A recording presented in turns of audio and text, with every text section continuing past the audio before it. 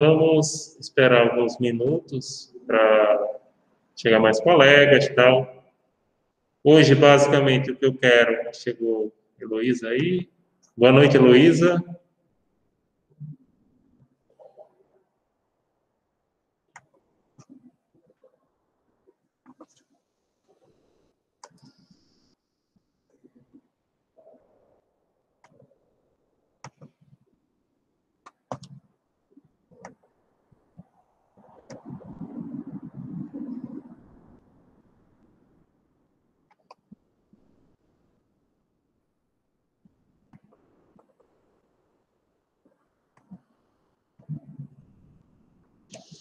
Boa noite, Beatriz. Boa noite, Heloísa, novamente. Estamos esperando para a gente começar nossa aula de hoje. Hoje, pessoal, a gente vai começar o ponto 6, que é o primeiro ponto da segunda unidade de vocês. E vamos também, no final, falar um pouquinho da prova. Inclusive, pronto. Vocês três, dão uma olhadinha no Moodle, na parte da avaliação, se vocês receberam a prova de vocês igual. A gente olhou, mas não tá... Desculpa, Bia, a gente falou na mesma hora. Receberam? Eu não entendi. A gente recebeu, mas ninguém tá conseguindo visualizar o feedback, entende? A gente não consegue visualizar, tipo, seus comentários. Me mostrem se alguma de vocês tem isso. Me mostrem como é que apareceu. Vocês conseguem abrir o arquivo? Não apareceu nada pra mim. Só o e-mail. Só o e-mail. Não foi nenhum arquivo em anexo? Não. Não, né? Vamos ver aqui a primeira. Vamos ver aqui, deixa eu olhar. Não é só vocês que estão aprendendo a usar o Moodle, não, a gente também. Deixa eu colocar aqui, tararéu. Deixa eu mandar primeiro. Quem é que está aí? Beatriz, né? Heloísa, Nicole. Eu vou pegar o seguinte, eu vou ver se eu mando. Eu vou tentar aqui, rapidinho.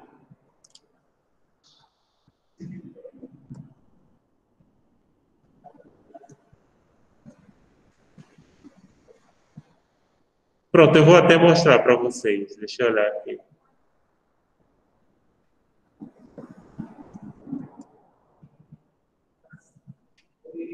No guia do Chrome.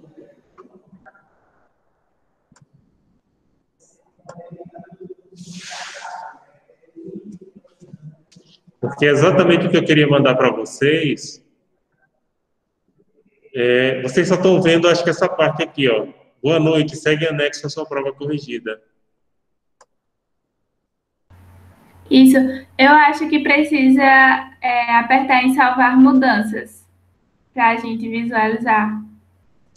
Não, mas eu apertei, cadê? Salvar mudanças, eu apertei. Veja, Beatriz, se deu certo. Se você consegue ver a tua prova. Tá certo. Conseguiu? Consegue abrir? Não, vou olhar. Dá uma olhada aí. Heloísa também, salvar mudanças.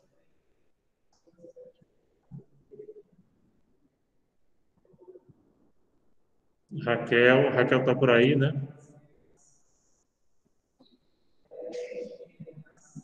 Quem mais? Nicole.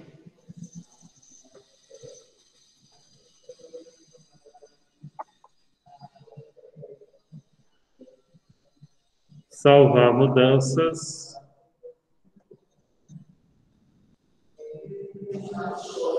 Professor, para mim ainda não apareceu nada, só aparece a mensagem, tipo, que segue a prova em anexo, mas não aparece o anexo. Espera aí. Para mim também. O arquivo está aqui, por exemplo. Ó. Certo.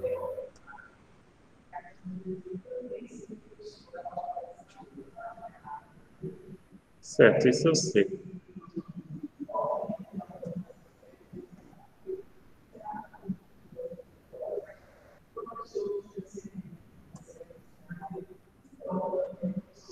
Interessante, o arquivo aparece.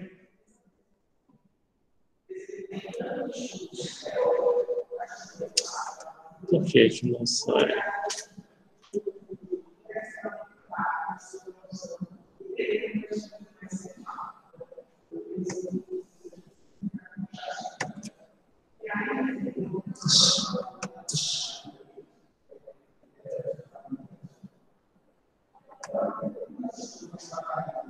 Não quero apagar o arquivo. Eu quero enviar o arquivo.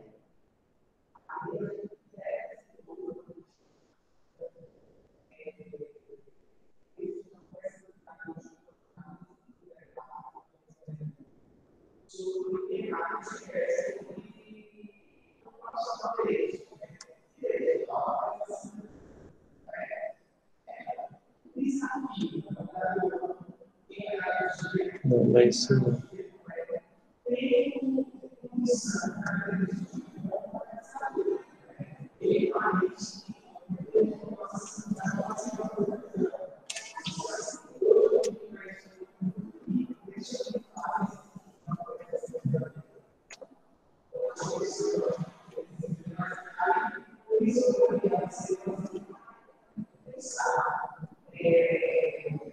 Não, querido, não é isso.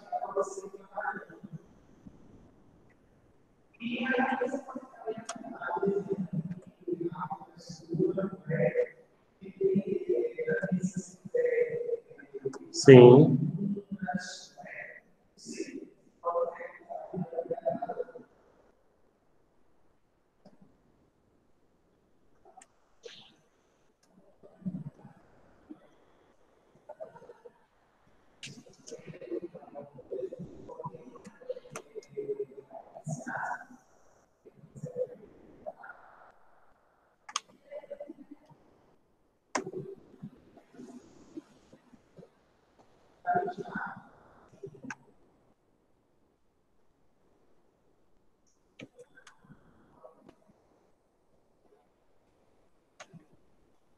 Vamos ver aqui se reconfigurada.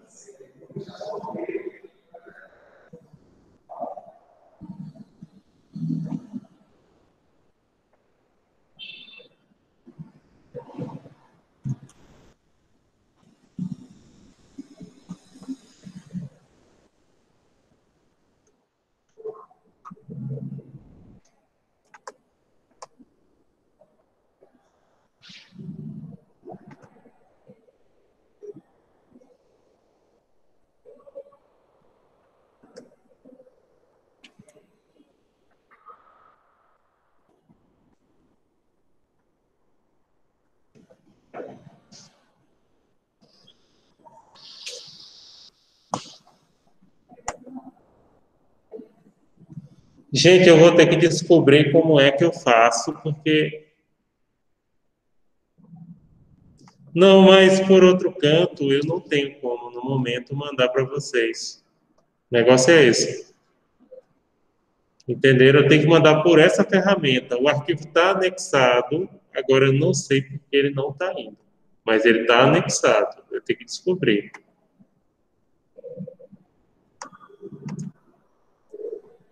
Tem que descobrir. Você quer clicando aqui, aí aparece o arquivinho. Por que ele está dando como não utilizado?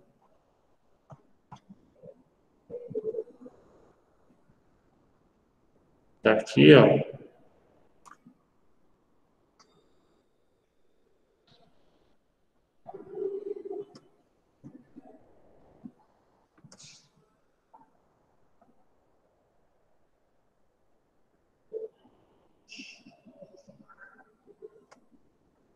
Deixa eu baixar isso para ver se...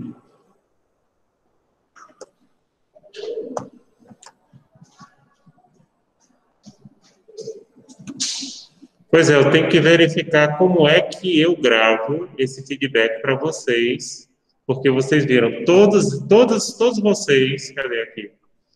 Vou pegar o nome de um aqui.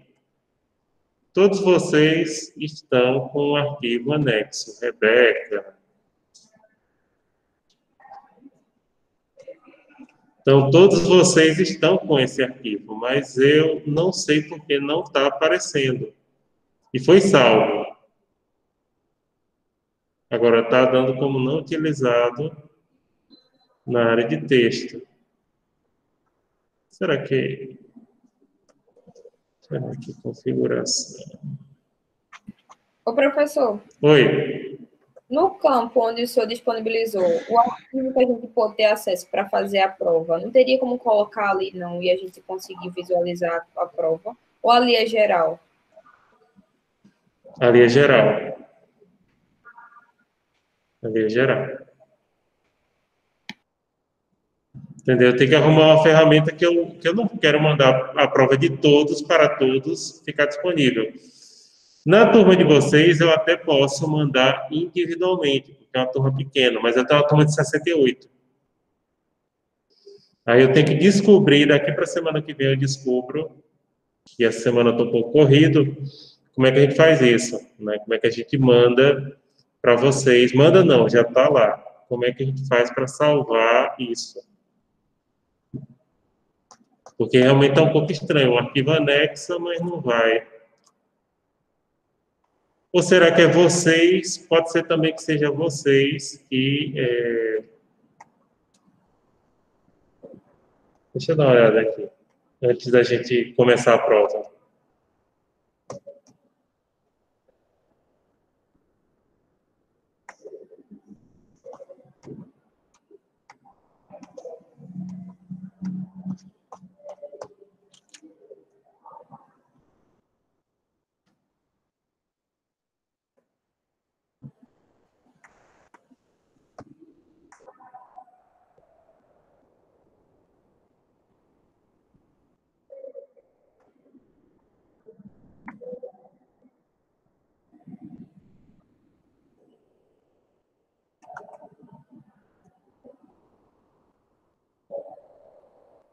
Uhum.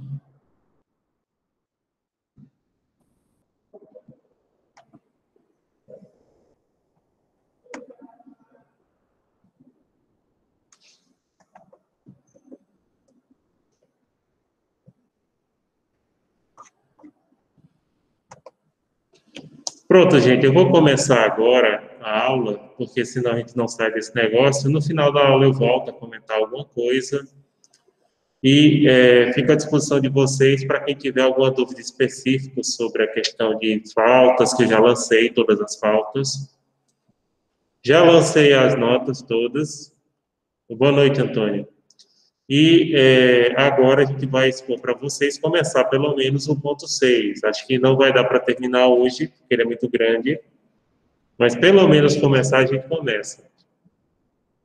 Então vamos lá.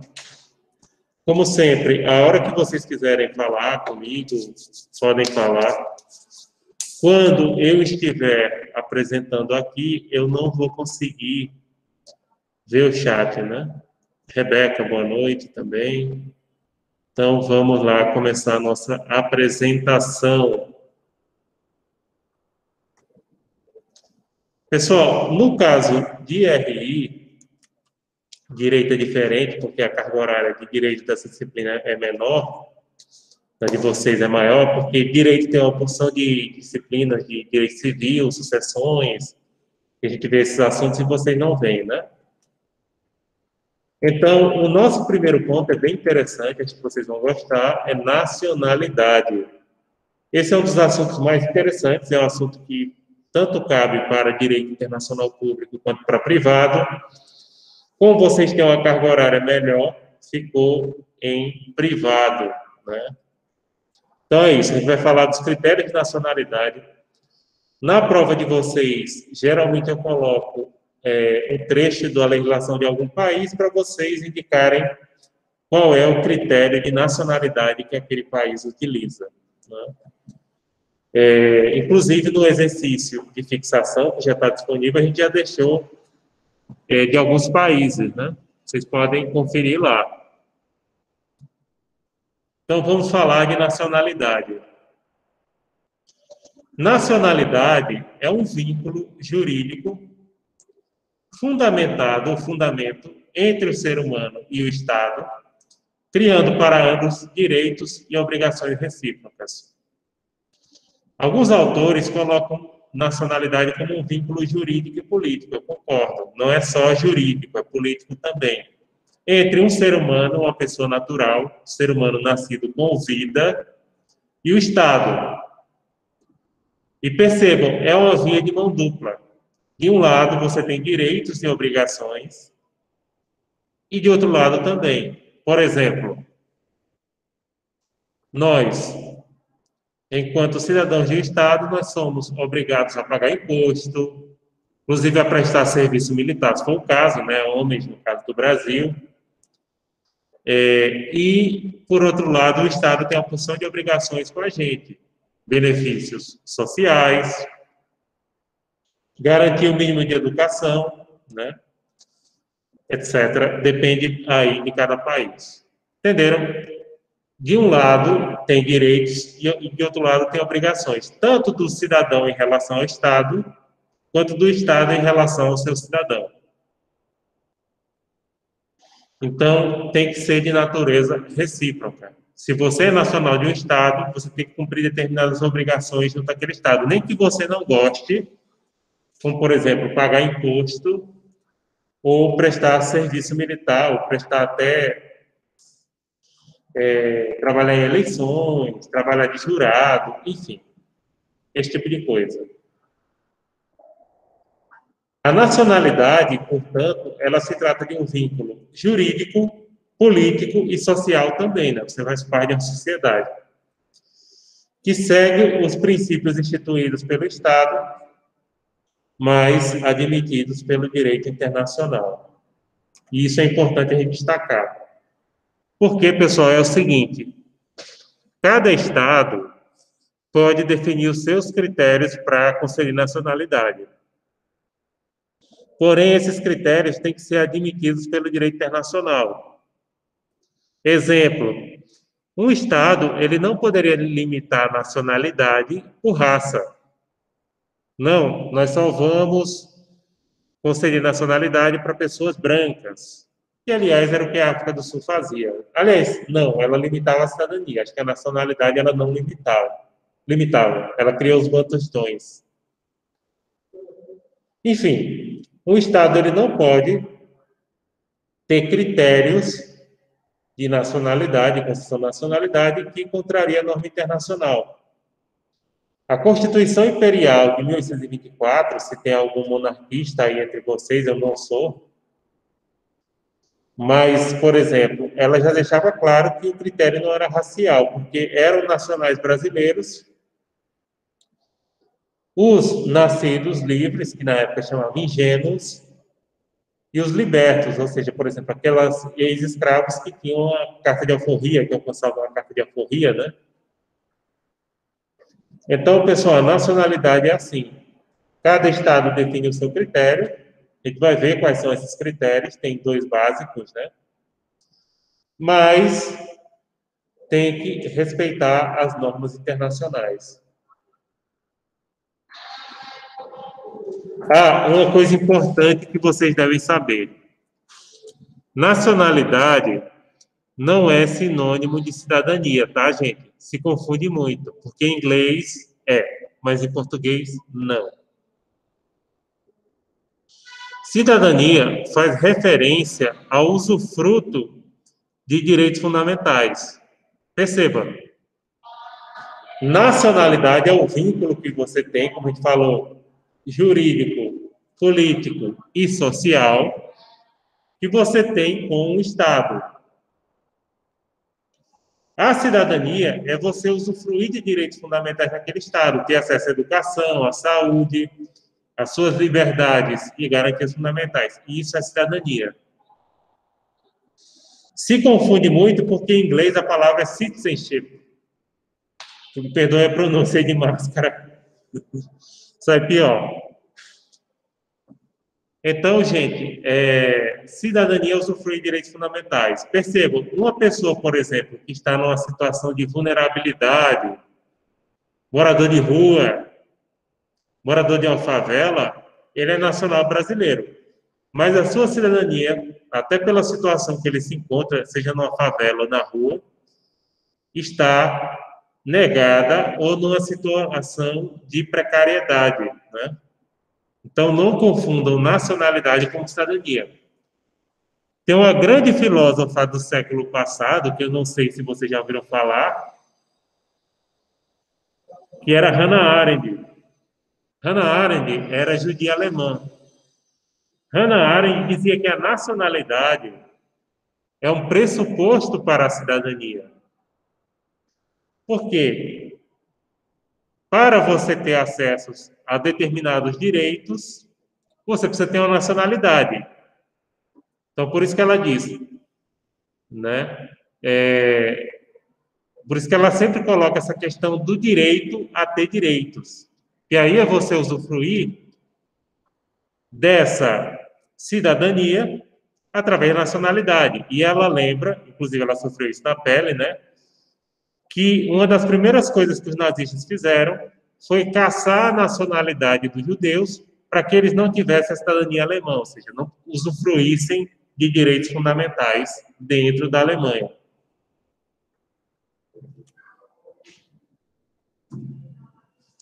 A nacionalidade como objeto de estudo tem foco de análise interdisciplinar, ou seja, várias disciplinas discutem a questão da nacionalidade, se relacionando com diversas áreas das ciências jurídicas. E, na minha opinião, vai além do direito. Junta relações internacionais, junta ciência política, junta serviço social também. Então, estuda nacionalidade, direito internacional público e privado, o direito constitucional e o direito civil. Mas, na minha opinião, vai além. Por quê? Porque você, dentro das relações internacionais, é muito importante estudar essa questão dos critérios de nacionalidade que cada país adota. Certo? Na ciência política também é um estudo extremamente importante.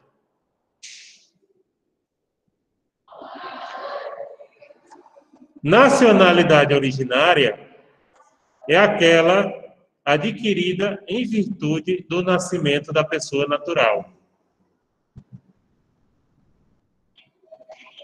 O nome, inclusive, é originária porque você trouxe do nascimento, ou seja, ela é primordial, você nasceu com ela.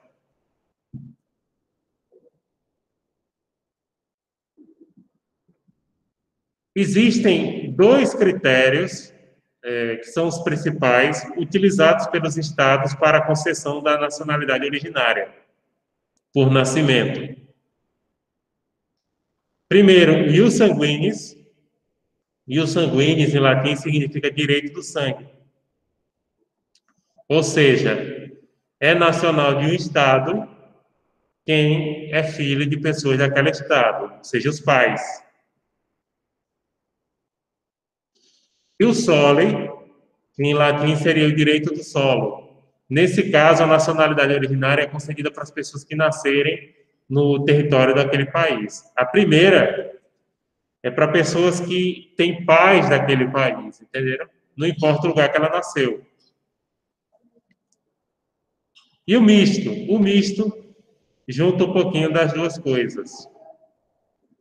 Mas, assim, os dois principais são esses. Ius sanguinis, direito do sangue, e o soli, que é o direito do solo. O misto, hoje, é a tendência, que ele pega uma parte de cada, ou seja, os estados concedem a sua nacionalidade para pessoas que nascerem no seu território e mais para os filhos de nacionais que nascerem no exterior. Essa é a tendência verificada hoje. Mas tem países que predominam, sabe? Por exemplo, a pessoa pode nascer embaixo da Torre Eiffel. A princípio não é francês. Você só vai ser francês se você não tiver outra nacionalidade possível de você adquirir.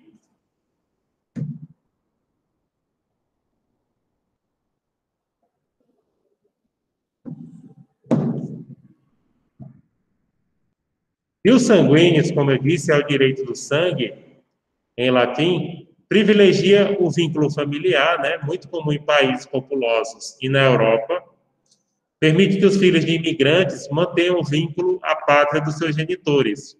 Então, mesmo que nasçam no exterior, eles têm direito a ter a nacionalidade dos seus pais. É o critério, eu não lembro de nenhum país da Europa que tem o primeiro critério ius soli. Você pode ser até misto. Inclusive, muitos países da Europa, como a própria França, que eu falei aqui, permite que se a pessoa não tiver outra nacionalidade, nasceu na França, mas não tem outra nacionalidade possível de adquirir, a pessoa fica sendo francês, mas a princípio francês é quem é filho de pai ou mãe francesa.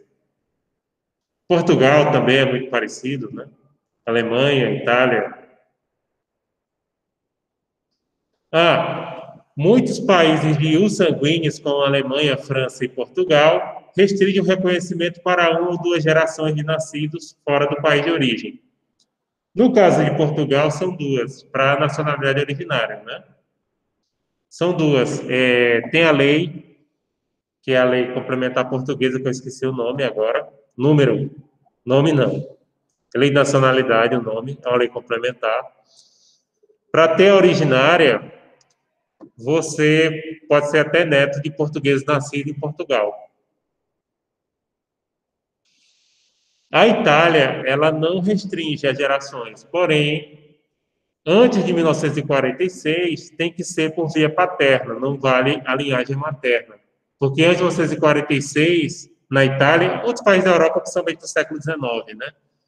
Mas a Itália até a Constituição italiana de 46. Só o homem transmitia nacionalidade, a mulher não transmitia nacionalidade. Só homem. Isso era muito comum no quase todos os países da Europa até o século XIX, por exemplo, Portugal. Se você nascesse em Portugal, filho de pai desconhecido, podia se presumir que você era filho de portugueses, né? Mas isso, pessoal, tem a ver com Aristóteles, porque Aristóteles achava que o princípio primordial da vida era masculino, porque o homem... e ele usava esse termo. E desculpem, ele depositava o seu material, a sua semente, o sêmen, né, no caso, na mulher que seria o vaso, entendeu? Ele usa o termo vaso. Aristóteles era machista. Claro, é complicado a gente chamar uma pessoa que viveu há 2.400 anos atrás de machista. Mas ele era. E aí ele fala isso, entenderam? Então, por isso que até depois ficou comprovado que a carga genética dos pais é igual pela metade, né? Aí acabou essa discussão e as mulheres puderam passar a transmitir a nacionalidade também igual aos homens. Mas, como eu disse, na Itália eles entendem que isso não retroage. Então, se você é antes de 46, se é italiano, só conta por linhagem paterna, não por linhagem materna, só de 46 para cá.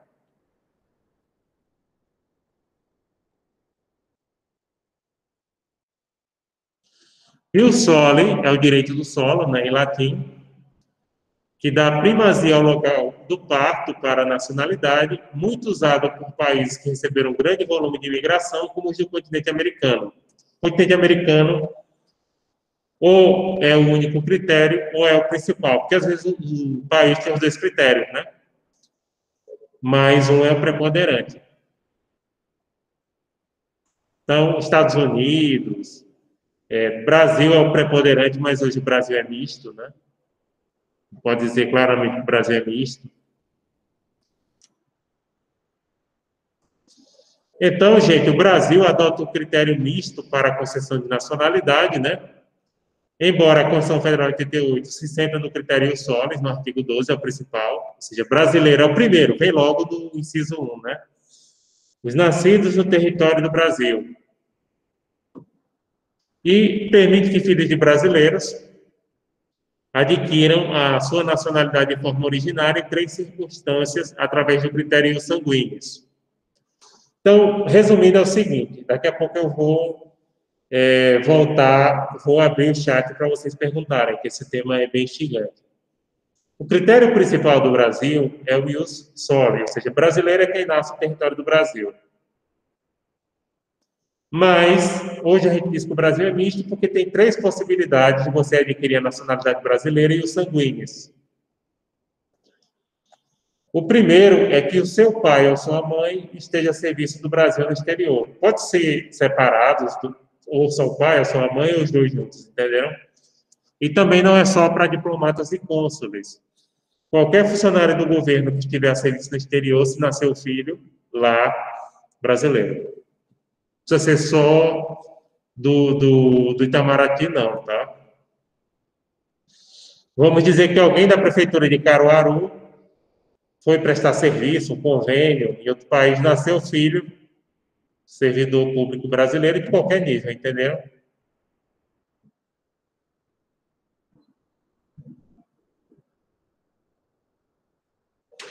Pronto, segundo critério, aí depois disso eu vou abrir. Registro e repartição consular. Pronto. Nasceu a criança, o pai ou a mãe, não importa, um ou os dois, se forem brasileiros, podem registrar a criança no consulado brasileiro mais próximo do país que eles moram. Pronto. Vai lá, cartório. Eu já falei para vocês no período passado que o consulado é uma espécie de cartório, né? Então, registra a criança e resolve o problema. Terceiro, após atingir a maioridade, vamos dizer que a pessoa... os pais não registraram quando a pessoa era menor, mas a pessoa veio residir no Brasil e optou, após a maioridade, pela nacionalidade brasileira, sendo filho de brasileiros nascidos no exterior, perceba. Pronto, antes de eu abrir o chat, aliás, olhar o chat, né, melhor dizendo, gente, a partir da emenda constitucional 54 de 2007, os filhos de brasileiros nascidos no exterior passaram a adquirir a nacionalidade brasileira originária através do registro nos consulados do país no exterior, como eu falei, resolvendo o problema dos chamados brasileirinhos apátridas. É um problema seríssimo.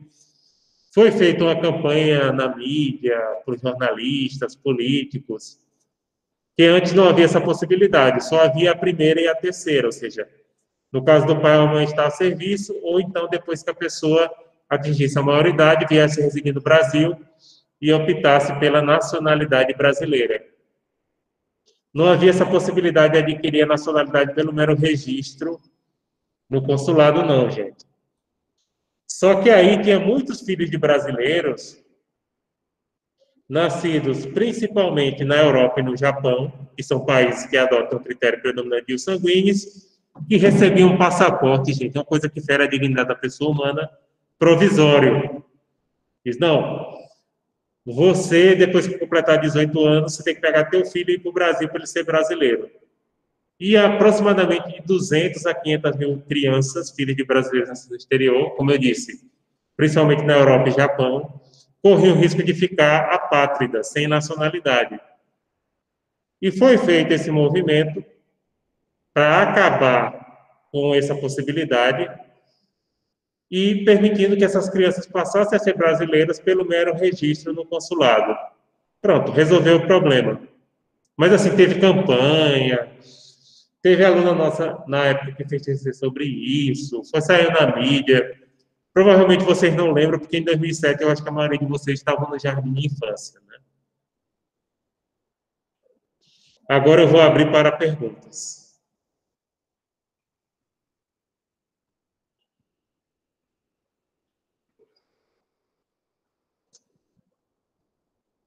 Não entendi não, gente, aqui. Pode perguntar agora, estou olhando o chat. Ô, professor, existe a possibilidade de alguma pessoa ter 3 nacionalidades? Afirmativo. Tem. Não é impossível. E tem casos. Por exemplo, imagine um filho de italiano com uma francesa nascido no Brasil. Que uma pessoa que tinha, aqui do Brasil mesmo.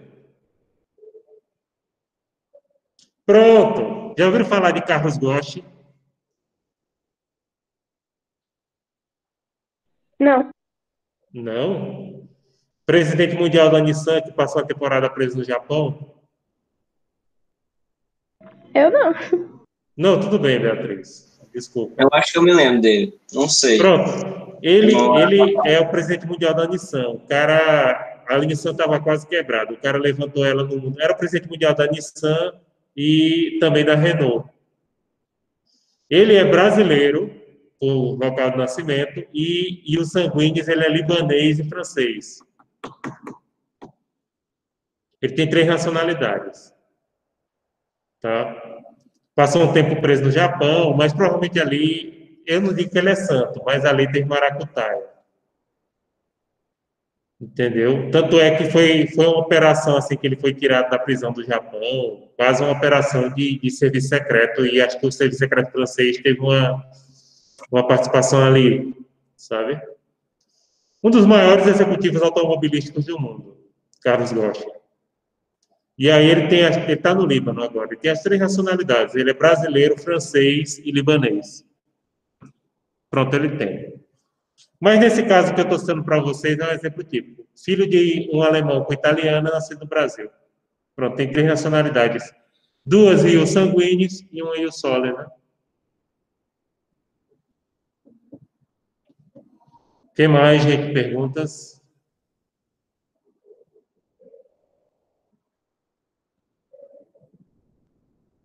Professor, Sim.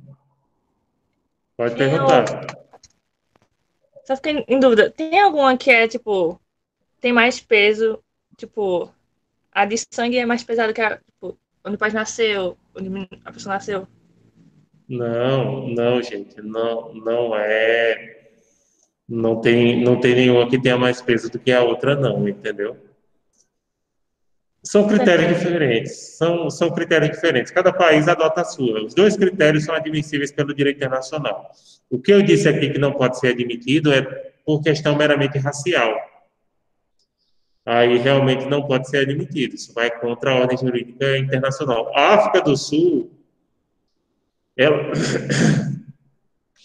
ela criava países fake, meu Deus. Ela criava estados independentes dentro do seu território, que ela controlava, etc. E obrigava os cidadãos negros a andar com passaporte, como se você fosse cidadão. Pegava os guetos da África do Sul e colocava os negros como cidadão daqueles supostos países, que era chamado Bantustões. Entenderam? Os piores lugares, né? Aí concediam independência, entre aspas, porque eram regimes controlados pela própria África do Sul. Mas era uma forma de dizer que o país tem maioria branca. Na Constituição Imperial do Brasil, como eu falei, já naquele tempo, há quase anos atrás, ele já especificava que não, muito pelo contrário, já dava a entender que se um escravo não tinha direito à nacionalidade nem à cidadania, mas uma pessoa liberta adquiria, né? Independente da raça. Mais alguma pergunta, gente? Ô, professor, eu tenho uma questão. As pessoas apátridas, só que só existem assim quando o estado em que elas nasceram deixou de existir, ou existe mais algumas outras? Não, tem vários. Infelizmente, César, o que você está perguntando é uma das questões mais graves das relações internacionais. Eu recomendo vocês visitarem o site da Acnu. Deixa eu pegar aqui. O bom é que vocês sabem inglês muito bem, né?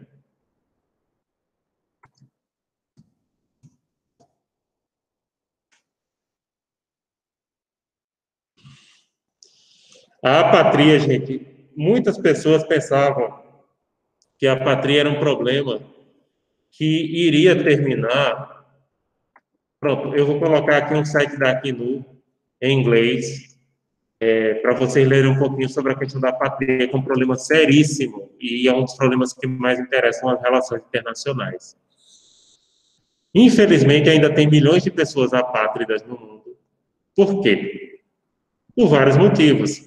Às vezes pela questão étnica, às vezes pela questão religiosa, as pessoas não são concedidas a nacionalidade. Outro motivo que ocorre muito, por exemplo, filhos de imigrantes. Pronto, um exemplo disso, bem claro. O Reino Unido, pessoal, só dá sua nacionalidade para filhos de imigrantes que estejam legais no Reino Unido. Se você é um filho de imigrante legal e você não no Reino Unido e você não conseguir a nacionalidade dos seus pais, você corre risco de ser apátrida. Então, hoje tem muita gente que é apátrida por motivos de religião, por motivos do seu grupo étnico que não é conseguida a nacionalidade naquele país. Está certo que isso contraria as normas internacionais, como vocês vão ver nessa leitura aí do site da Acnur. Eu recomendo que vocês... Então, hoje, infelizmente, há milhões de apátridas. Deixa eu olhar se eles têm aqui. Acho que a última estatística que eu vi era de 15 milhões. Ô, professor, Pode perguntar. os palestinos estão correndo algum risco de ser apátridas? Como? Os palestinos estão correndo algum risco de ser apátridas? Porque a área que é para Israel está aumentando e a deles está diminuindo bem muito. Os Eu não sei explicar. refugiados, sim. Os refugiados, eu estou entendendo o que você está perguntando. Os refugiados palestinos, sim. Aqueles que moram ainda sob a autoridade da Palestina, não. Eles acabam tendo israelenses, por incrível que pareça, né? Enquanto Israel não concede a independência. Não, ali não é uma área tanto. Mas, por exemplo, existem muitos casos de pessoas que nascem... Pronto. Eu não sei se semestre passado eu trabalhei com vocês o caso de Mahamama, que era de uma refugiada síria, de origem síria, apátrida, vivendo aqui no Brasil. O problema dela e dos irmãos... Oi, Beatriz. Não, eu disse que o senhor falou. Falei, né? O problema dela é porque ela é filha de... Se ela fosse filha de um casal cristão ou só muçulmano, ela poderia adquirir a nacionalidade. Mas o problema é que ela é filha de um casal. Não sei se o pai ou a mãe... Parece que o pai é cristão e a mãe é muçulmana ou é vice-versa. É por isso que ela ficou apátrida. Porque a legislação síria não admite esses casamentos mistos, né? Então, ela ficou apátrida. Tem grupos étnicos, por exemplo, na Birmânia, tem um grupo étnico que boa parte dele é formado por pessoas apátridas, que agora eu esqueci, o nome é bem complicadinho, é com R. Que esse grupo, inclusive, eles estão, hoje, milhares deles estão como refugiados e muitos são apátridas. O governo birmanês, que é uma ditadura, começou um processo, deixa eu pegar aqui, refugiado Birmânia, eu vou dizer, Roi alguma coisa.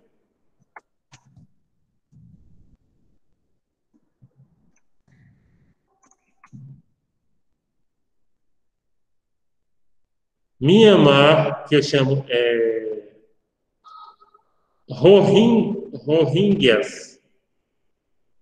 Pronto, os Rohingyas de Mianmar, que era a antiga Birmânia, né? Eles correm o risco, eles são apátridas, boa parte deles, né? Inclusive estão sendo retirados à força do território de Mianmar e é uma grande população apátrida.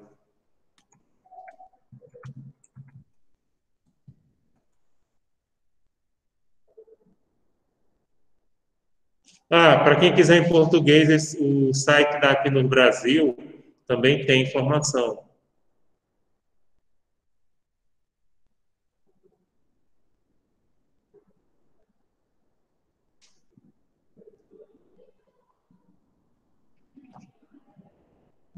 Deixa eu colocar aqui no chat para vocês.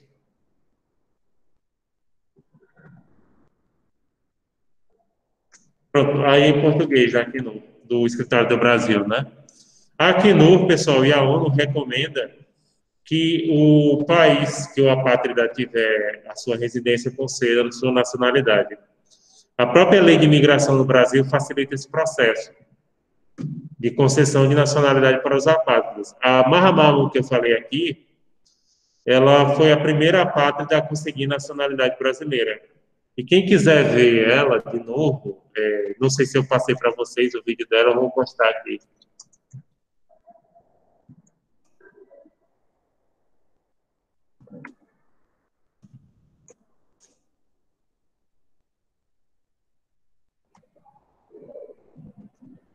Inclusive, ela está no TED. é uma palestra de 10 minutos, aproximadamente, depois vocês podem assistir. Salva aí, se vocês quiserem assistir, né?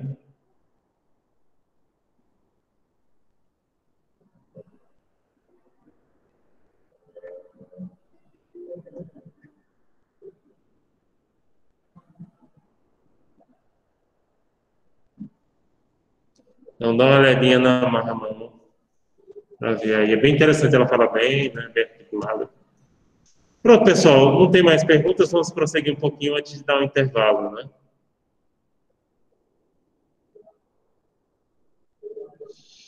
Sim, Kleber, mas eu acho que você tem que ter cuidado para não deixar um tom pejorativo. Eu acho que o Brasil está seguindo a recomendação internacional aí, né?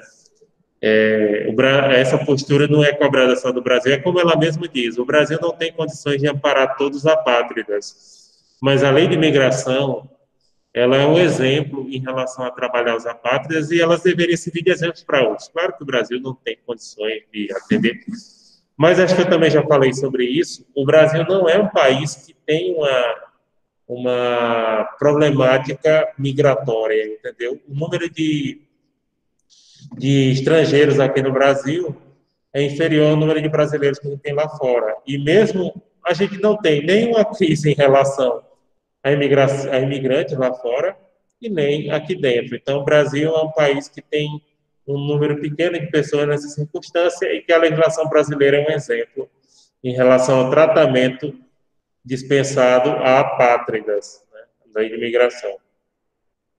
E, aliás, o governo Bolsonaro não vai mexer na lei de imigração porque é um custo político muito grande você mexer na legislação e, com certeza, ele vai deixar isso para outras questões, né?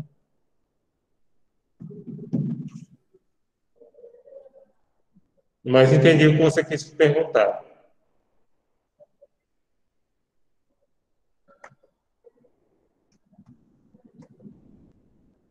Ô, professor, Pode falar.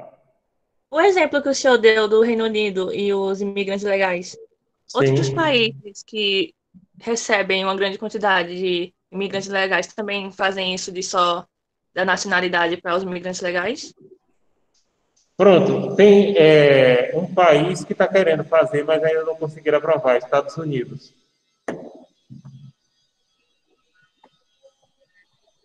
Agora, eu não sei a França. Não, a França e os sanguíneos, meu Deus. O Reino Unido e os sanguíneos também, mas ele dá a nacionalidade para o imigrante que estiver, se ele de imigrante estiver ilegal, 2 anos, se eu não me engano. Eu pesquisei a lei britânica, uma aluna minha fez TCC sobre isso. Aí no Reino Unido, se você tiver 2 anos residente legal, se o seu filho nascer ali, ele tem direito à nacionalidade. Tá? Eu sei que nos Estados Unidos tem uma proposta que Trump defendia de não permitir que filhos de ilegais adquirissem a nacionalidade americana. Olha, Antônio, não sei confirmar isso não, viu? Provavelmente não. Não sei ele confirmar isso não. Mas eu sei que tem uma proposta séria em relação a filhos de ilegais. Por outro lado, não passou ainda, viu? Até porque Trump não tem uma maioria plena dentro do Congresso americano. E até o burrice, porque, por exemplo, eu estava vendo um programa em relação à patrulha de fronteira dos Estados Unidos, um patrulheiro era filho de ilegais.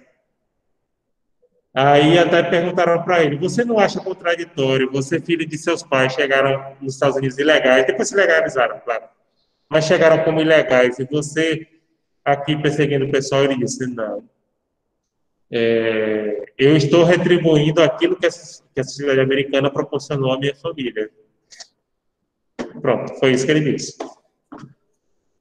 Mas os pais dele, ele nasceu nos Estados Unidos, se tornou, né, nacional dos Estados Unidos. Aliás, naquela novela Betty a Feia, não sei se vocês conhecem, tinha uma situação que acho que era um pouco parecida, na versão americana da novela, né? A menina, ela era nascida nos Estados Unidos, o pai dela era ilegal, inclusive ela não sabia, ela pensava que o pai dela já tinha se legalizado, e tem uma situação lá, de novela, que o pai dela quase vai ser deportado, mas as filhas não seriam porque as filhas já eram maiores. E também, pessoal, sabe o que isso acontece nos Estados Unidos? Muito. O sujeito, ele é um imigrante legal, os pais. Isso acontece, viu? Aí não é boato, não. Mas tem filhos nascidos nos Estados Unidos. Eles deportam os pais e caso o pai não tenha condições, etc., eles dão as crianças em adoção. Porque os filhos são cidadãos americanos, né? Aí é terrível. Socorre, viu? Ocorre muito. Mas sabe o que eu acho mais legal? O cúmulo da breguice brasileira. Não, não é o cúmulo ainda. Muitas brasileiras vão ter filhos em Miami, pagando uma fortuna para a criança ter nacionalidade norte-americana. Chineses também fazem isso, né? Mas esse não é o cúmulo da breguice, da ridicularidade dos brasileiros, viu? Tem gente que importa sêmen de americano branco, só para a criança nascer de olho azul. Essa é o cúmulo. Me diga se não é o cúmulo. Não, mas aí não tem direito à nacionalidade, não. Tem se nascer lá. Ai, ai, ai, ai, ai. Vocês acreditam, gente? Tem cada coisa, né? Sim, mas vamos prosseguir para a gente dar um intervalo.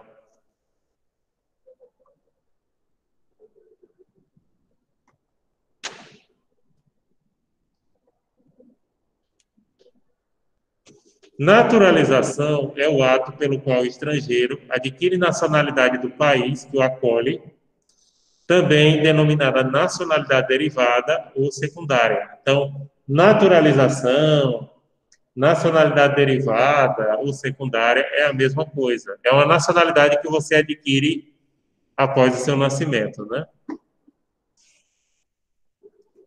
Espécies de naturalização.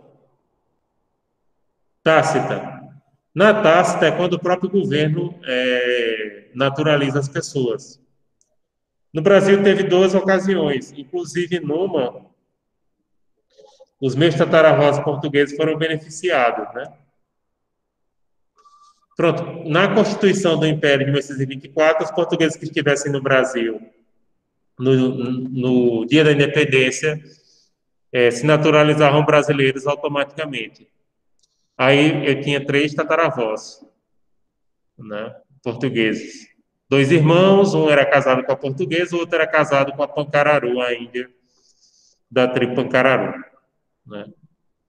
Pronto, aí é tácita. Na República também. Na República foi para todos, não só para portugueses, né? Os que estivessem no Brasil na proclamação da República iam adquirir nacionalidade brasileira automaticamente, a não ser que manifestasse o contrário perante as autoridades.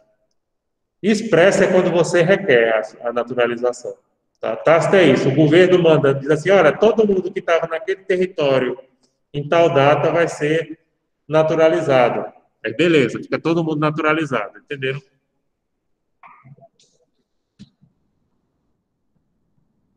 Hoje em dia, o direito brasileiro somente admite a naturalização expressa, mas já praticou a tácita, né, durante o período monárquico e no começo da República, como eu disse aqui. A Lei de Imigração, que é a Lei Federal 13.445/2017, instituiu 4 formas de naturalização no Brasil. Então, tem 4 formas de naturalização. Primeiro, a ordinária, daqui a pouco a gente vai ver o que é cada uma. Segundo, a extraordinária. Terceiro, a especial. E quarto, a provisória. São esses os 4 tipos de nacionalidade na naturalização, a nacionalidade por naturalização que o Brasil permite. A gente falar de cada uma delas. Naturalização ordinária é no sentido comum, viu? Será que não é ordinário no sentido que não presta? Vai ordinário? Nada disso. Será concedida aos estrangeiros que residem no mínimo 4 anos no Brasil, possuem capacidade civil, domínio da língua portuguesa e não tenha condenação penal ou a pessoa está reabilitado. Reabilitado é depois que você cumpre a pena, 5 anos, você volta a ser primário pedindo a reabilitação. Então, isso aí é normal. O estrangeiro mora aqui 4 anos, tem capacidade civil, ou seja, não está interditado, não tem problema mental, né? Domina a língua portuguesa, não teve condenação penal ou se reabilitou na justiça, né? Reabilitar é o seguinte, deixa eu explicar melhor antes que alguém inculque. Você pode pedir a reabilitação depois de você cumprir a pena, passa 5 anos, e aí você pede para ser considerado, não comete mais nenhum crime, né? Aí passa a ser considerado primário.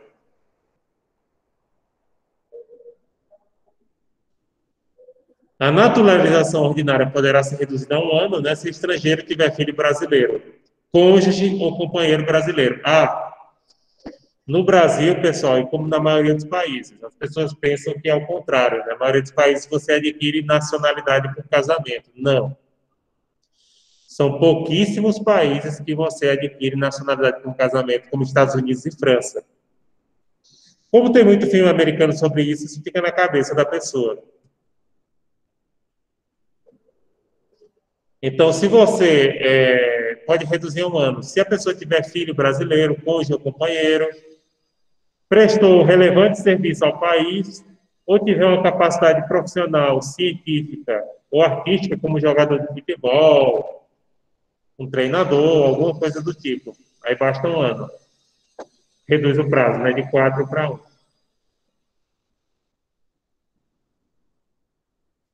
Nacionalidade extraordinária é aquela concedida a qualquer pessoa fixada no Brasil há mais de 15 anos, ininterruptos e sem condenação penal. Os autores acham que essa nacionalidade extraordinária ela é vinculada, ou seja, se você completou esses requisitos, 15 anos, não teve condenação penal, o Estado é obrigado a lhe conceder. Porque a outra é discricionária, ou seja, o Estado concede se quiser. Aqui não, se você completou 15 anos, não teve condenação penal, então você tem direito a requerer e o Estado lhe conceder a nacionalidade.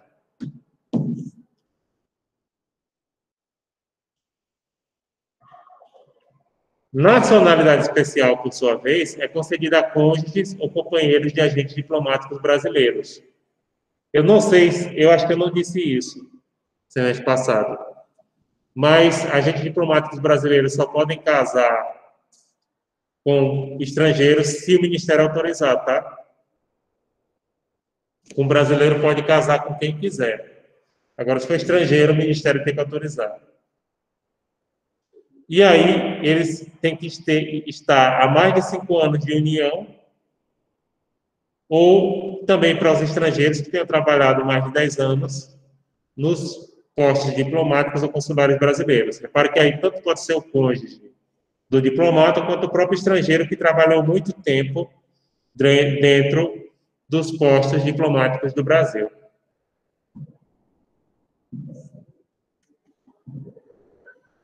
Já a nacionalidade provisória, ela é concedida a imigrantes que venham residir no Brasil antes dos 10 anos de idade, ainda criança, né?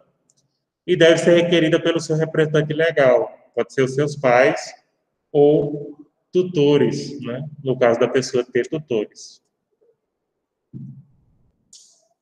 O professor, Oi, na pode... nacionalidade área que está no Brasil 15 anos e sem nenhuma condenação penal, se a pessoa levar uma multa, a pessoa já perdeu ela? Não, porque multa é administrativo, não é penal. Tá. Entendeu?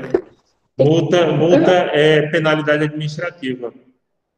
Penal é você ir preso mesmo, se cometer algum crime, aí sim. Por exemplo, uma questão de trânsito, a pessoa matou alguém atropelado, aí é outra história. Mas multa não. Mais alguma pergunta, gente?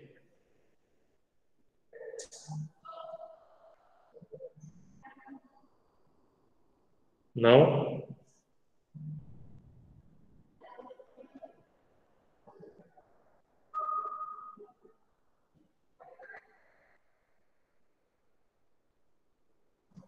Pronto, já que vocês não têm pergunta, vamos dar um intervalinho, 10 minutos.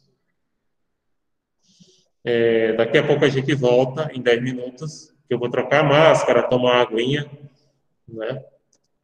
Tá certo? Certo? Pronto, 10 minutos. Então, vou fechar aqui.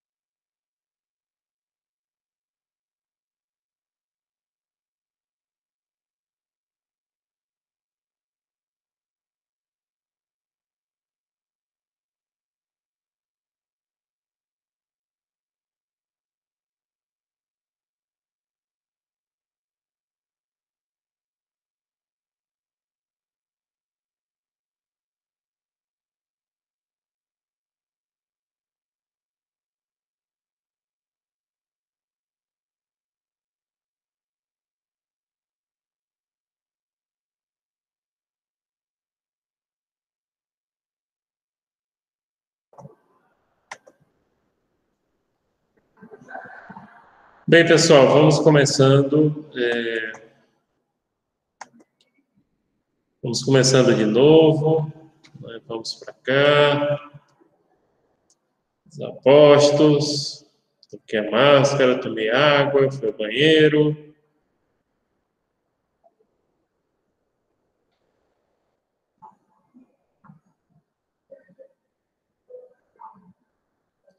Certo, Antônio, eu não sabia dessa questão, não. Entendeu que isso era definido por essa questão partidária, etc.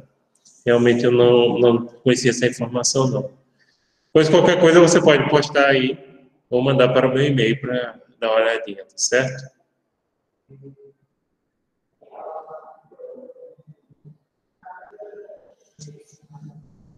Bom, pessoal, agora o que a gente vai fazer? Acho que deixa eu dar uma olhada como é que está essa questão onde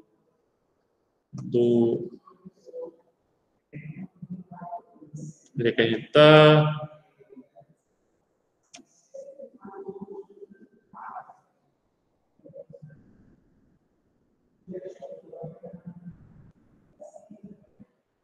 Minha esposa ligando para mim. Deixa eu dar só uma olhadinha rápido que ela quer.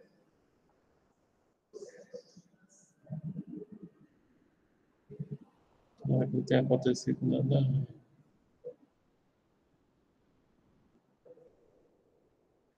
Não seria diferente, não.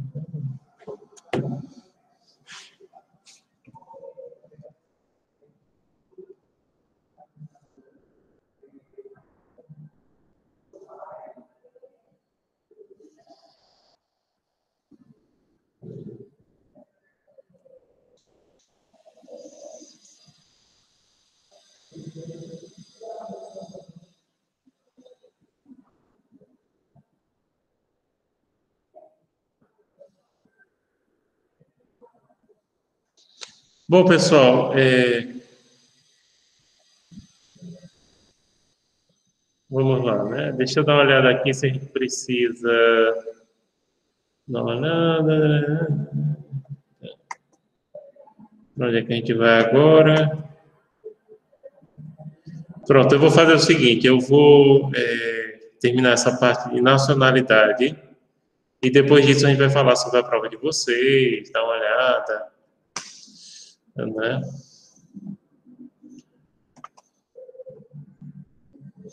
Deixa eu começar a apresentação.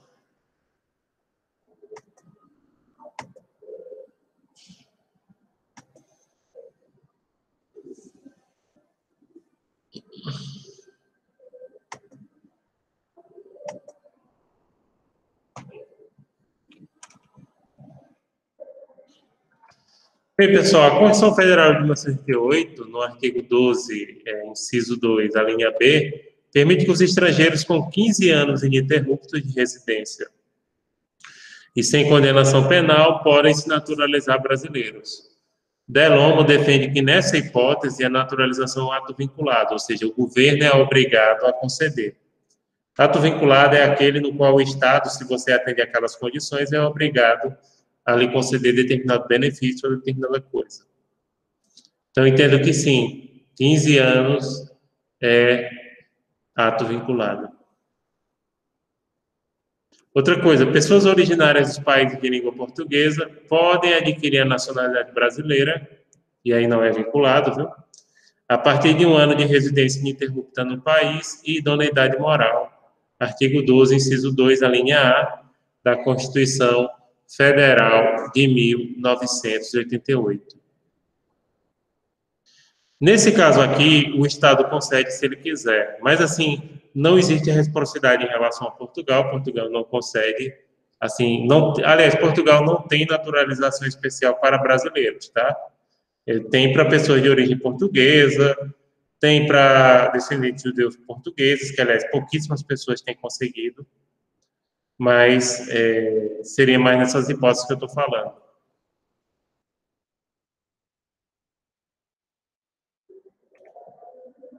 Pronto, aqui é conflito de nacionalidade que eu vou deixar para a próxima aula.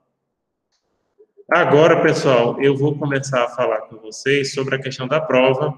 Inclusive, eu posso mandar dessa vez, se vocês tiverem a curiosidade, Eu vou mandar, posso até mandar, até porque a turma de vocês é tão pequena que a gente pode mandar um a um, né? Então, eu posso mandar um a um vocês e depois, porque também seria interessante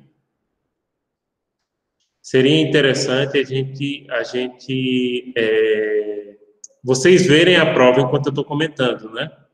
Ou não? Eu acho que é melhor, né? Você vê a sua resposta, né?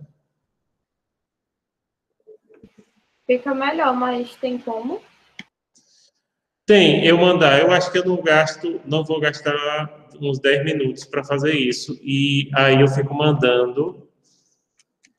Vou mandar por e-mail, mas eu só vou fazer isso em relação à turma de vocês, que é pequena. Aqui na turma de 68 eu endoido, né?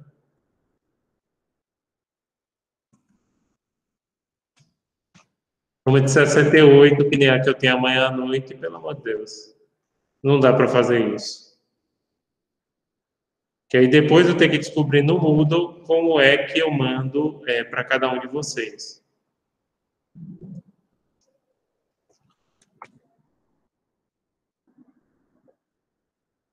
Então, eu vou fazer isso. Agora, nesse instante, eu vou ficar mandando para vocês. Não vou nem colocar comentário, tá? Eu vou só mandar.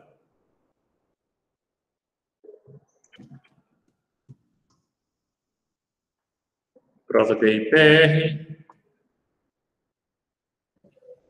Aí, na medida que for chegando, vocês me confirmam. Pronto, estou mandando agora a de Ana Laís. Mas no caso, se o senhor não vai mandar com comentário, a gente já tem ela respondida, não? Não, tem comentário. Ah, tá bom. Tem comentário, sim. Tem comentário.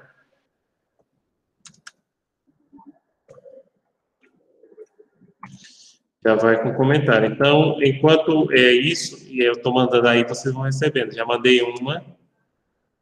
Eu vou por ordem alfabética. Anabela, agora. Chegou aqui, Emerson. Pronto, perfeito. Pronto, agora é a Anabela quem vai.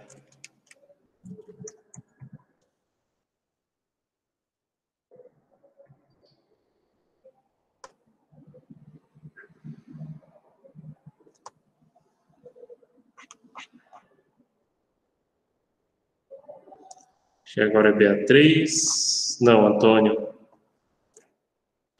Já chegou aqui também. Antônio.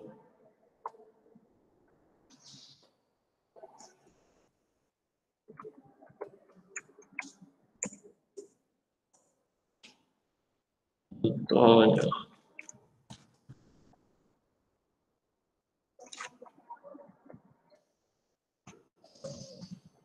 Não, turma de RI é a maior moleza a gente mandar as coisas. O problema é a gente mandar para uma turma de direito, que tem 68. Aí a porca torce o rabo. Antônio, cadê a prova de Antônio? Achei.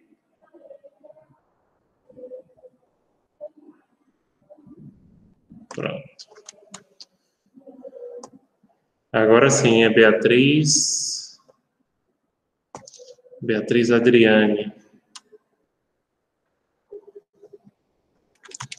Beatriz Adriane.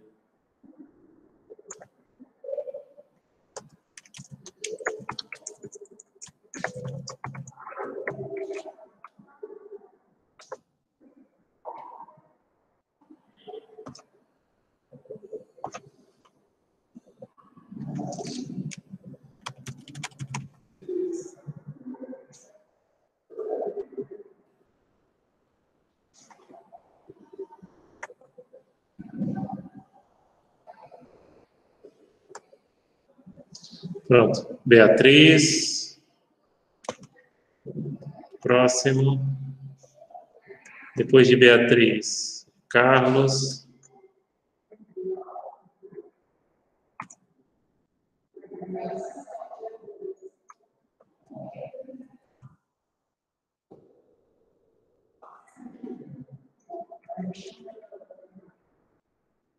Chegou.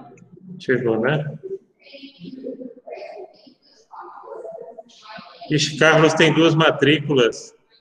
Qual é que eu mando, Carlos? 2018 ou 2019? Carlos Eduardo Vanderlei Garcia, ele está aí? Eu acho que é de 2019, porque 2018 deve ser quando ele fazia odonto. Ah, sim, ele vem de odonto, né? Sim, porque deu 2 aqui. Eu botei o nome dele. Pronto. Carlos.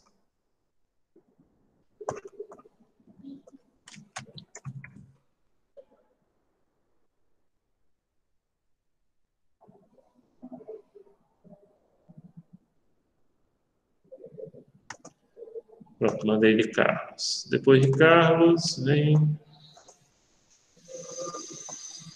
César David.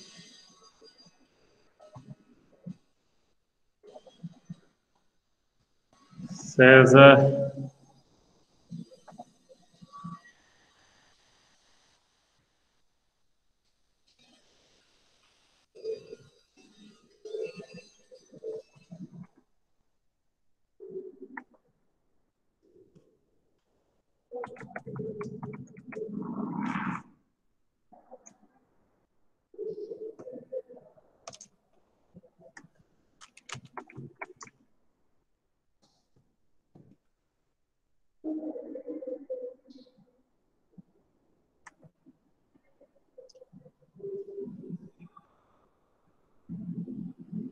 Pronto, César mandei agora.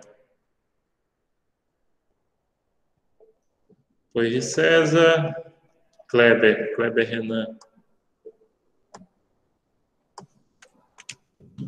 Kleber Renan.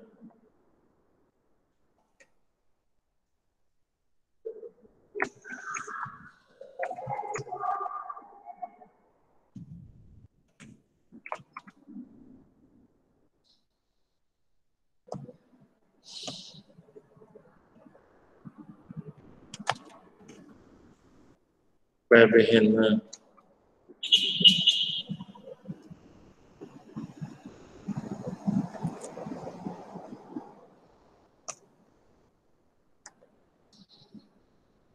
Depois de Kleber, Elison Xavier. Elison Xavier de Oliveira.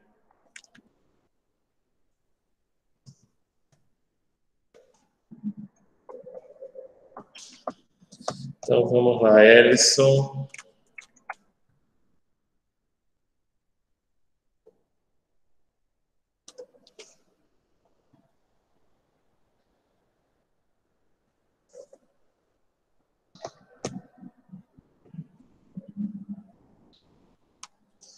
Depois de Ellison, vem Emiliane de Melo Gomes.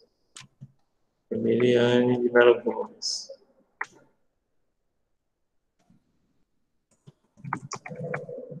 Prova de IPR. Emiliane.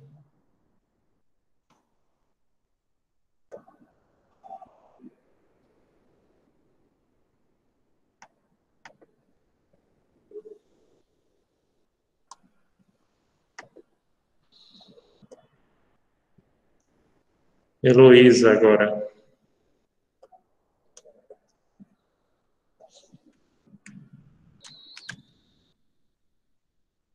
Heloísa Castelo Branco. Prova de IPR.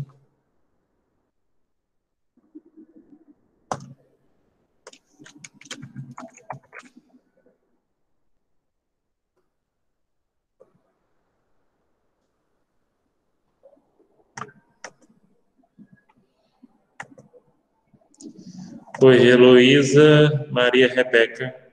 Maria Rebeca.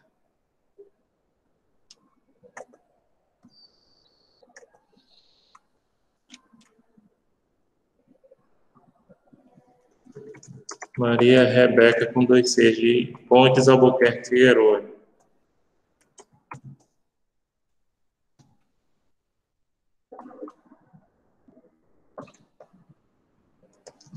Rebeca com 2 Cs. Maria Rebeca.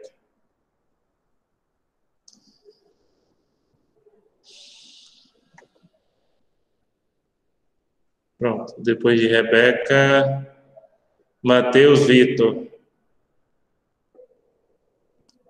Já estamos terminando.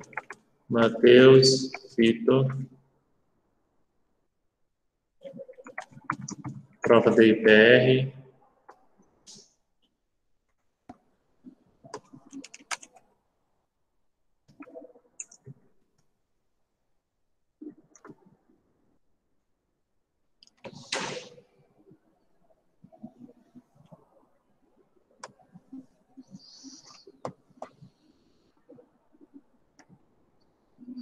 Pronto, Matheus Vitor, mandei agora.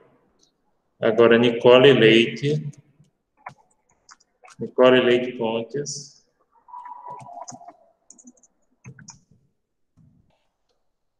Prova da IPR.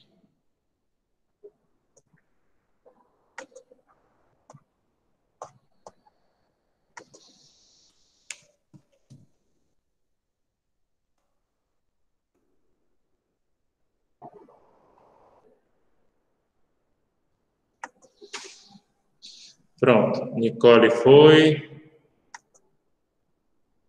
Quem mais? Depois de Nicole, Raquel Couto. Raquel Couto. Raquel Couto. Lopes da Silva. Prova de IPR. Raquel.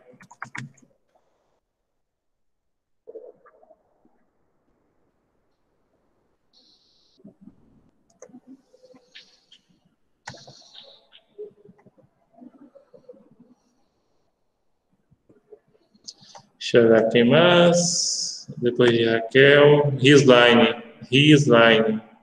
Certo. Aí vem Sara, né? Risline. Pronto, já apareceu. Risline.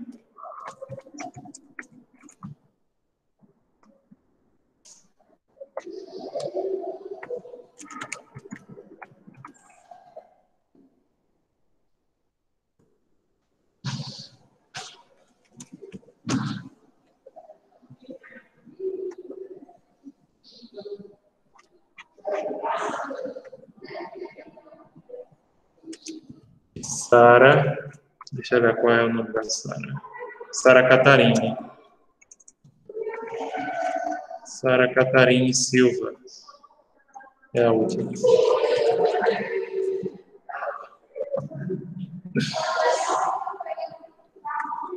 Sara.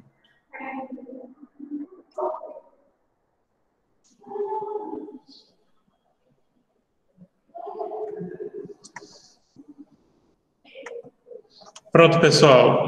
Acho que eu já mandei para todos aí. Olhem aí nos e-mails de vocês. Se chegou tudo direitinho. Nicole está dizendo que o arquivo que eu enviei está sem as notas das questões. Deixa eu olhar aqui, Nicole, o seu. Ô, Nick, depende do formato que chegou no computador ou no celular dela. Eu também tive essa impressão. Aí daí eu tive que baixar o arquivo. Depois que eu baixei o arquivo, foi que eu consegui ter Ah, sim, é porque está no formato de comentários, né? Isso. É porque você está olhando aí na visualização de prévia. Mas aí você teria que baixar o arquivo, como foi dito. Deixa eu olhar se eu mandei corretamente, que pode ser que o dela eu não tenha mandado corretamente. Nicole, está aqui.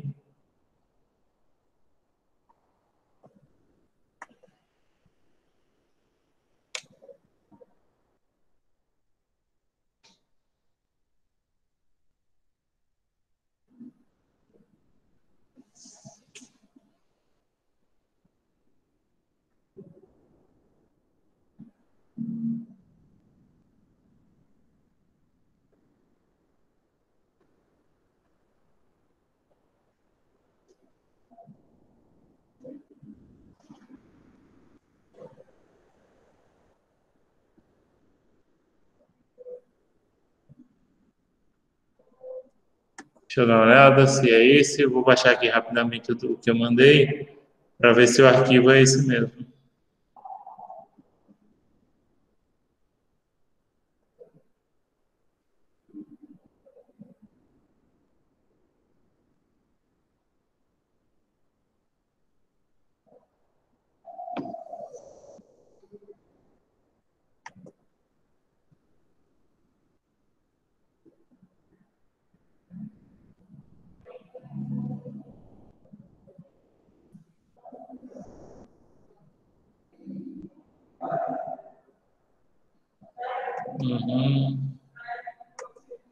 Tá abrindo, já vai abrir. Nicole, você conseguiu abrir as suas notas? Dá para ver, realmente.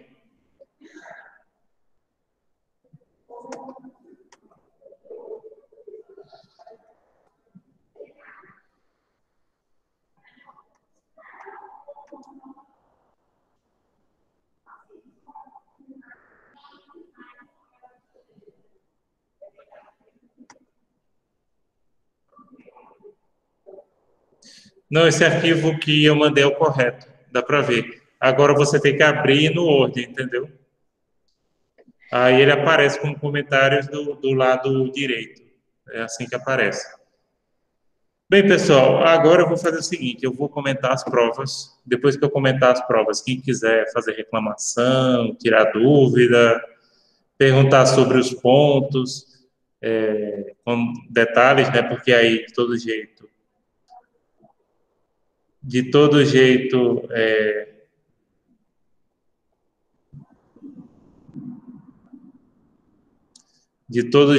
como a gente estava falando aqui,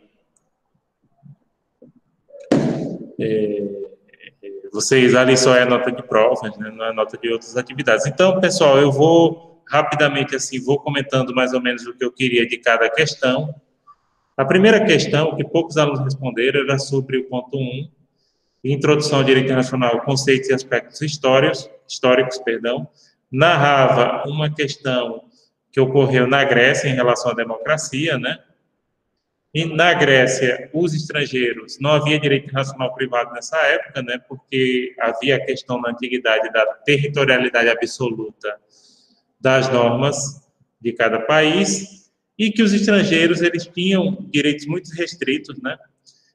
Lá na Grécia. Então, era para lembrar desse contexto, que não havia que se falar em direito internacional privado na antiguidade. Né? O direito internacional privado vai surgir mais para o período medieval, e que na Grécia, assim como em Roma, direitos estrangeiros eram muito restritos, e na Grécia mais ainda.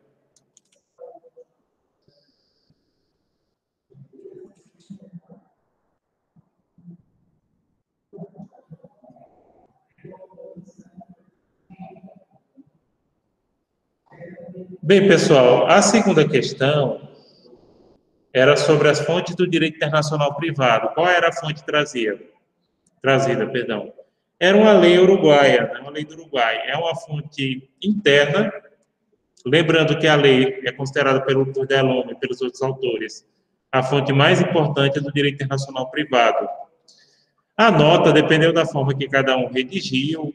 Como eu tenho um critério um pouco pesado de correção, porque a gente faz uma prova subjetiva que vocês têm um tempinho para responder, e, portanto, realmente eu peguei no pé. Então, eu tirei 1000 pontos daqui, dali, enfim. Mas a resposta basicamente girava em torno de duas coisas. É uma fonte interna, formal, e é considerada, do ponto de vista hierárquico, a fonte mais importante, no caso, o Código Civil do Uruguai.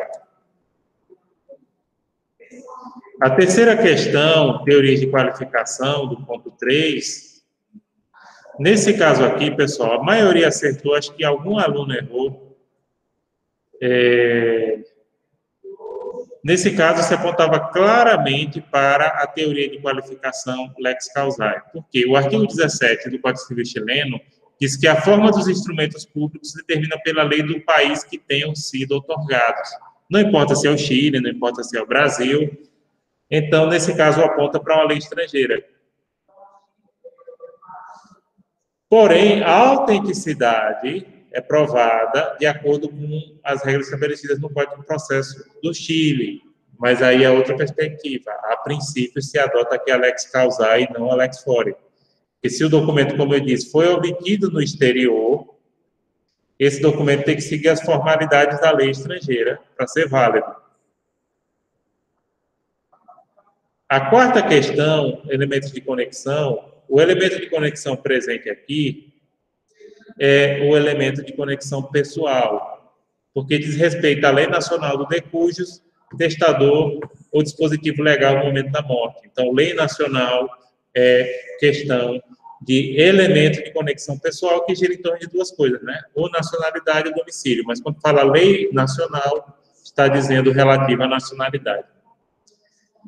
A quinta questão, gente, que, assim, muita gente respondeu, mas ficou um pouquinho mal explicada, seria essa questão sobre o caso hipotético, né? No caso de reconhecimento do diploma obtido no curso de medicina no Paraguai. Gente, aqui é o seguinte, eu até falei isso, acho que teve uma pessoa que respondeu 100% correto, o resto não. Olha, para reconhecimento do diploma do estrangeiro, primeiramente, a gente colocou que precisaria reconhecer lá no país. Não, se o país já emitiu, já precisa reconhecer. E também tem a questão que a maioria esqueceu, da Convenção de Apostilamento de Haia. O procedimento para reconhecer esse diploma obtido no exterior, ele deve ser feito na seguinte etapa. Primeiramente, o diploma obtido, ele é legalizado, não é uma coisa que reconhecido, no consulado do Brasil lá, e depois, aqui, você procura um cartório e faz o apostilamento conforme a Convenção de Apostila. Claro, tem as outras formalidades regidas pelo MEC, como, por exemplo, a participação no Revalida, que algumas pessoas citaram. Mas, em suma, o processo de reconhecimento é esse. A Convenção de Apostilamento, gente, ela resolveu metade da burocracia, porque antes você precisava reconhecer aquele diploma no consulado do Brasil daquele país e chegar aqui reconhecendo o consulado daquele país do Brasil. Então, o apostilamento não. Agora você faz o processo no consulado do Brasil daquele país, reconhece lá, e aqui chega, vai para o cartório, um cartório que seja... Aliás, não é o CNJ, ele colocou o CNJ, é um cartório reconhecido pelo CNJ, que tem no site do CNJ a relação de cartório. Inclusive, em Caruaru, os 4 cartórios de registro civil que tem aqui, eles fazem esse trabalho de apostilamento. A questão do revalida, aí também é necessário e entra naquelas formalidades exigidas pelo MEC, né? E você submeter, no caso, esse de profissão, se submeter as formalidades estabelecidas, né, pelo outro país. Entenderam? Basicamente era isso a prova de vocês. A imensa maioria, aliás, ninguém tirou menos de 7, e a grande maioria, deixa eu olhar aqui quantos. 14 tiraram nota 10. Claro, isso também ajudou porque a gente teve muitos pontos extras. Como sempre, a gente vai continuar na segunda unidade atribuindo esses pontos extras, né? Pelo exercício de fixação. Todos vocês optaram pelo regime remoto, então todos vocês têm que continuar fazendo estudo dirigido e exercício de fixação. Para aquelas turmas, no caso de você de RI não, mas, por exemplo, turmas de direito, estudo dirigido, alguns alunos que optaram por regime presencial, o estudo dirigido é só facultativo, né? Ixi, como minha orelha está vermelha, meu Deus. É máscara, estou cansando. Ai, ai, ai. Sim, pessoal. Alguém tem alguma pergunta, alguma questão?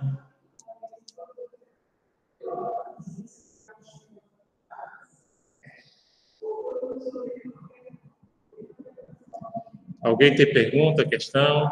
Vocês estão me escutando? Por mim, tudo certo. Que bom. Estamos ouvindo, sim. Concordo com a Laís. Que bom. A prova de vocês não foi uma prova difícil, a maioria da turma teve um bom resultado, tranquilamente, então, sem problemas. Na segunda unidade, pessoal, a gente vai seguir o mesmo esquema, a gente tem 5 pontos, o 6, o 7, o 8, o 9 e o 10. São 5 pontos, vão ser feitos o exercício de fixação por cada ponto, é um exercício de fixação por ponto, e, o que mais? Sim, aí um exercício complementar eu vou fazer. Eu acho que também não teve pessoas com problemas de falta, não, na turma de vocês. Direito eu já tenho gente reprovada por falta. Mas no caso da turma de vocês, eu acredito que eu não tenho problema de gente reprovada por falta. Tem alguns que tiveram algumas faltinhas, tal, porque não fizeram todos os estudos dirigidos. Também eu insisto, façam os estudos dirigidos. A mera visualização já considera a atividade como realizada. E acho que só, né? Se vocês não tiverem questionamentos, eu também... Ou então, eu posso terminar o assunto aqui. Deixa eu olhar quanto tempo falta. Pronto. Como ainda vocês não têm perguntas e faltam só 3 slides, apesar que tempo a gente tem à vontade, né? Tempo a gente tem à vontade.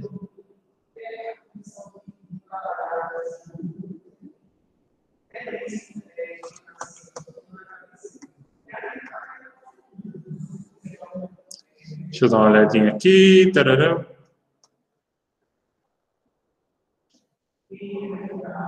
Pronto, pessoal, eu vou fazer o seguinte, como resta muito tempo, pelo menos chega perto de 9 horas, já que ainda é 8h40, eu vou passar para vocês agora o resto dos slides, tá?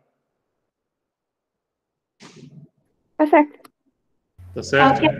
Ok. Chegar pelo menos até perto de 9, para não... oh, não... É porque eu pensei que vocês iam perguntar mais coisa, eu tenho mais dúvida. Pronto, aí termina logo esse assunto. Aí semana que vem, agora o ponto 7 é bem maior. Aí, ponto 7 a porca torce o rabo. Agora vamos falar um pouquinho de conflito de nacionalidades, que a gente já começou, né? Pera ainda. Pronto. Pessoal, existem alguns conflitos de nacionalidade, né? Um é positivo e outro é negativo. Então, tem a plurinacionalidade, que é justamente quando a pessoa tem várias nacionalidades simultaneamente. E a apatria ou a nacionalidade, que é quando a pessoa não tem nenhum. Que é um primeiro a gente chama de conflito positivo, né? E o segundo a gente chama de conflito negativo, por motivos óbvios. Plurinacionalidade, também chamada dupla nacionalidade, ocorre quando, por exemplo, criança que nasce em estado que adota o critério sólido, filha de pais oriundos de estado e os sanguíneos. Então, aí são pessoas que têm dupla ou até tripla, existe essa possibilidade, como foi perguntado, ter tripla nacionalidade, né? Então, esse é um conflito positivo. A ONU, ela recomenda que a pessoa opte.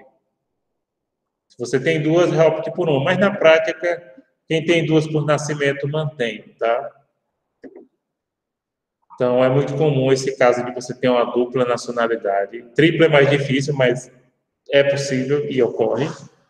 Mas dupla é extremamente comum. Então, por exemplo, nesse caso, o filho de portugueses, de italianos, de alemães que nascem no Brasil, por nascimento, ele tem dupla nacionalidade.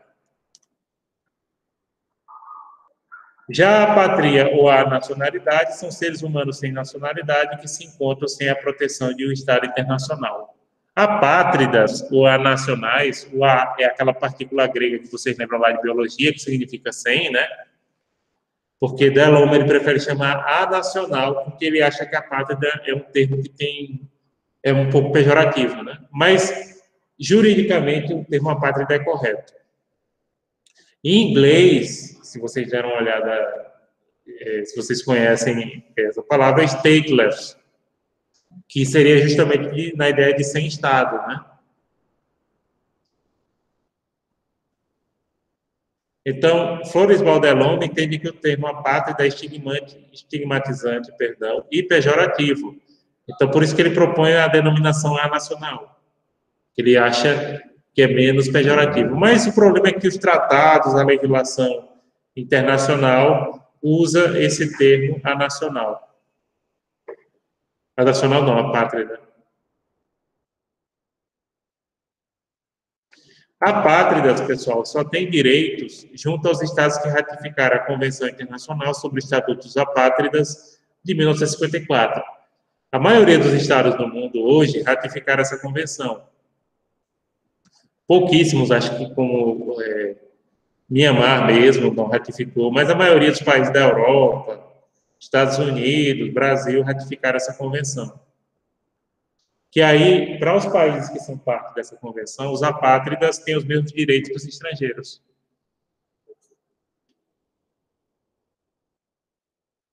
Vamos agora falar de hipóteses de perda de nacionalidade. Renúncia ou abdicação, que é quando a pessoa abdica da sua nacionalidade, né? Naturalização, você pode, não é que você perca, você pode perder a sua nacionalidade se você se naturalizar em outro país. Imposição do Estado, né? Quando alguns estados determinam que determinados grupos de pessoas vão perder pela religião, pela etnia, né? Infelizmente isso ocorre. O exemplo mais clássico de todos seriam dos judeus, que a Alemanha nazista caçou a nacionalidade alemã deles, um pouco antes da Segunda Guerra Mundial.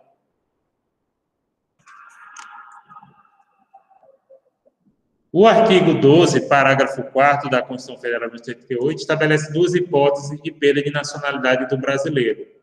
O rol é taxativo, ou seja, só tem essas duas hipóteses. Cancelamento de naturalização por sentença judicial, em virtude de atividade nociva aos interesses do país, tráfico de drogas, na internacional, basicamente esse é o motivo. Mas perceba que esse caso aqui é para quem se naturalizou brasileiro. O camarada era estrangeiro, traficante e tal, aí perde, né, a sua naturalização. O outro motivo é a aquisição de outra nacionalidade. Porém, existe exceção. Antigamente, era raro haver a cassação de um brasileiro que adquiria, se naturalizava estrangeiro, né? Mas, ultimamente, o STF tem se mostrado um pouco intransigente com isso. Teve um caso de uma mulher que morava nos Estados Unidos, casada com um americano. Ela matou o marido num crime passional e ela tinha se naturalizado norte-americana, né, com casamento. O STF reconheceu que ela tinha perdido a nacionalidade brasileira e ela acabou sendo extraditada para os Estados Unidos para cumprir pena lá, provavelmente de morte. Agora, a Constituição ela abre duas exceções para a perda de nacionalidade por aquisição de outra. Quando há o reconhecimento da nacionalidade originária pela lei estrangeira, nesse caso, por exemplo, aliás, não é nem questão de naturalização, é questão de que você tem direito a outra nacionalidade por ser filho de estrangeiro, né, no critério sanguíneos. E quando essa imposição de naturalização, ela for condição para a pessoa permanecer, para exercer direitos civis ou trabalhar, mas nesse caso você é obrigado, entendeu? Olha, você só fica nesse país, trabalha se você se naturalizar. Aí a pessoa não perde. Eu acho que não deveria ser tão radical assim, mas nos últimos tempos tem. Inclusive teve uma aluna nossa aqui, ela está em Portugal, e eu disse para ela que esperasse um pouco, porque a jurisprudência não está muito favorável. Ou que ela pensasse duas vezes, né? As referências são aquelas que vocês já conhecem. Estão aqui, né? Delumo, basicamente Dollinger e Mausole.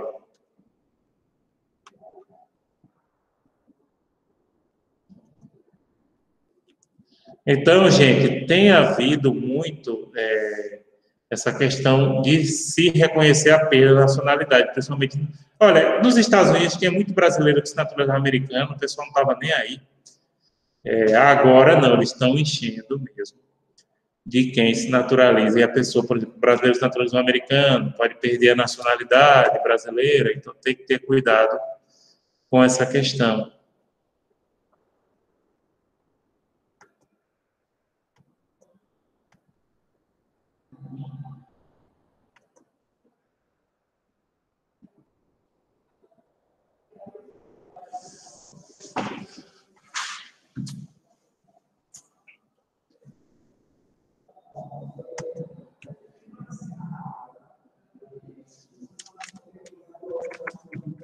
Alguma pergunta, gente?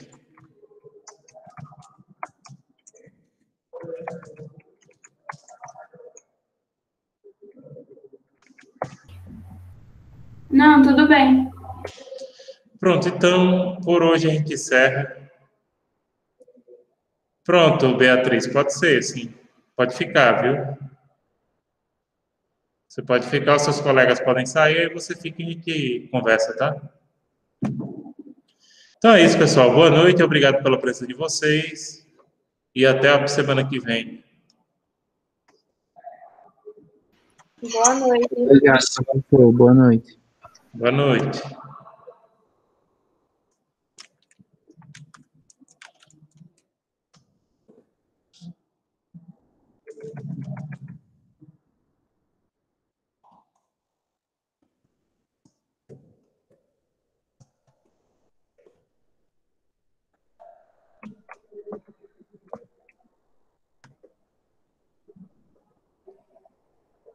Pronto, gente. Então, boa noite, boa noite, boa noite. Cadê? Quem é que está aí? Beatriz está aí? Então, é sobre direitos autorais. Ah, perfeito. Sim, pode falar. É que eu vi semana retrasada, eu acho que como é o nome? Conan Doyle State estava abrindo um processo contra a Netflix por causa do filme novo que fizeram. Que falaram que Sherlock estava com emoções, sendo que isso retrataram isso em 1923 a 1927. Aí eles falaram que ainda tinham os direitos sobre isso. Aí eu fui pesquisar e vi que na Inglaterra os direitos eram até 70 anos, aí não estava batendo. Aí eu pesquisei mais e vi que para quem era funcionário da corte era 125 anos.